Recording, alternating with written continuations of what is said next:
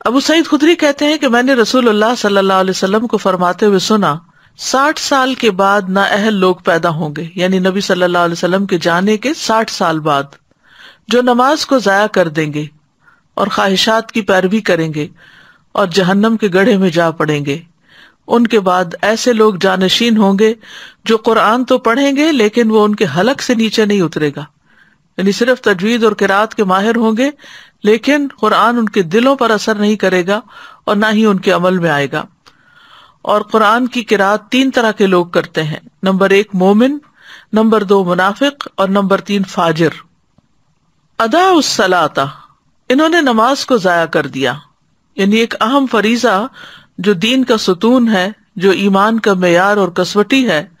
اور جو رب العالمین سے اخلاص کا ثبوت دینے کا ذریعہ ہے، تو اس میں انہوں نے اپنی نمازیں ضائع کی، یعنی اہم فریضہ کو ادا نہیں کیا۔ تو بہت سے اہل علم یہ کہتے ہیں کہ یہاں اس سے مراد نماز پوری طرح چھوڑ دینا ہے،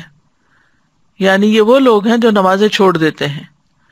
بعض اہل علم یہ کہتے ہیں کہ یہ وہ لوگ ہیں جو نمازوں کو اس کے آخری وقت تک مؤخر کر دیتے ہیں، یعنی پڑھ تو لیتے ہیں لیکن بے وقت کی پڑھتے ہیں۔ اور بعض کہتے ہیں کہ یہ وہ لوگ ہیں جو نمازوں کے اوقات ضائع کر دیتے ہیں، یعنی قضا کر کر کے پڑھتے ہیں۔ اور بعض نے یہ بھی کہا کہ یہ وہ لوگ ہیں جو ارکان اور واجبات کو ضائع کر دیتے ہیں، یعنی نماز کے سارے ارکان، شرائط وغیرہ پوری طرح ادا نہیں کرتے۔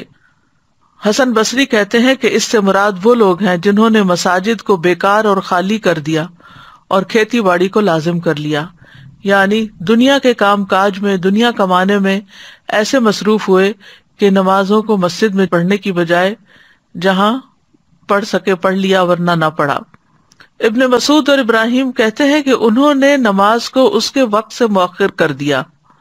سعید بن مسیب کہتے ہیں یہ وہ شخص ہے جو ظہر نہیں پڑھتا یہاں تک کہ عصر داخل ہو جاتی، عصر نہیں پڑھتا یہاں تک کہ سورج غروب ہو جاتا ہے۔